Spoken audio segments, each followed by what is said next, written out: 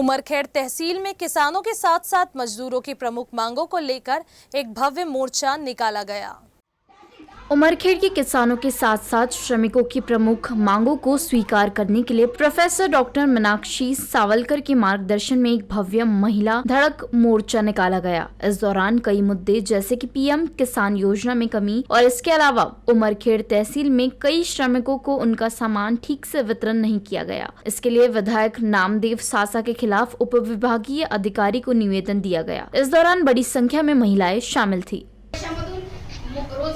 रोजगारांना dinner वाटप केलं जाते, पण इथल्या आमदारांनी सगळ्या साहित्य उचलून त्यांनी घरी नेलं आणि घरी नेऊन काही लोकांना वाटलं। याच्यानंतर हे झालं नाही पाहिजे, कारण ही दखल तुम्ही घ्यायला पाहिजे आणि त्या लोकांना त्यांनी वाटेल त्या शब्दामध्ये शिवीगाळ केली। त्याचा रेकॉर्डिंग त्याचा व्हिडिओ माझ्याकडे आता अवेलेबल आहे, मी तुम्हाला दाखवू शकते।